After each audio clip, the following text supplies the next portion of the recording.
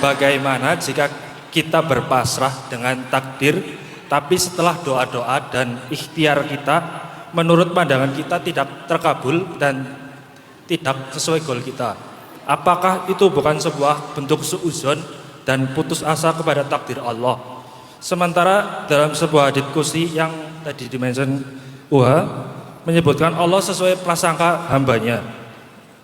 Dan pertanyaan kedua, bagaimana sih prasangka yang dimaksud dalam hadis tersebut? Apakah halu, overthinking termasuk prasangka kepada Allah? Yang dilarang itu adalah menyerah. Menyerah itu artinya udah putus harapan, berputus asa, nggak mau ngapa-ngapain lagi. Itu namanya bukan pasrah, itu namanya menyerah. Sedangkan pasrah itu bagian dari ikhtiar. Pasrah itu kan bahasa Arabnya istislam.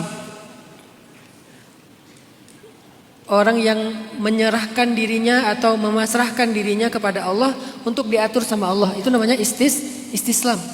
Dan kita adalah seorang muslim yang selalu waman aslama wajhahu ilallah, siapa yang memasrahkan dirinya secara utuh kepada Allah, itu berarti dia justru pengen diatur oleh Allah, pengen diurus oleh Allah. Itu justru bagus. Saya ya Allah udah pasrah tentang jodoh saya. Artinya saya pengen engkau mengurus dan mengatur siapa jodoh terbaik untuk saya. Saya nggak mau lagi kayak menjadi orang yang nuntut harus fulan. Kalau nggak fulan saya marah. Kalau nggak fulan saya kecewa. Sekarang saya pasrah. Siapa yang engkau pilihkan, saya ridho ya Allah. Biasanya hasil dari pasrah itu ridho, menerima, ikhlas gitu. Bukan hasilnya malah nggak ikhtiar, bukan. Tapi hasilnya ridho. Ikhtiar mah urusan lain. Ini tentang masalah hati kan, bukan masalah zahir. Kalau zahirnya tetap ikhtiar, tetap bikin CV, tetap ta'aruf, tetap cari informasi, tetap upgrade diri. Tapi siapapun yang Allah pilihkan untuk dia kelak, dia udah pasrah, dia terima gitu. Kenapa? Karena dia pengen Allah yang mengatur hidupnya. Apapun hasil dari urusan rezeki, dia udah ikhtiar, hasilnya sekian, dia terima, udah pasrah dengan hasilnya. Itu namanya pasrah. Dia menyerahkan biar Allah aja yang ngatur. Oh dapatnya misalnya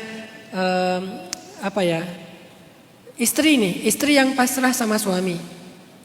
Dia berusaha untuk membahagiakan suaminya, dia berusaha mendukung suaminya, tapi berapapun diberikan setiap bulan oleh suaminya dia pasrah. Misalnya dikasih sebulan 30 juta. Misalnya biar jadi doa kan. Misalnya sebulan 30 juta, ya udah dia pasrah.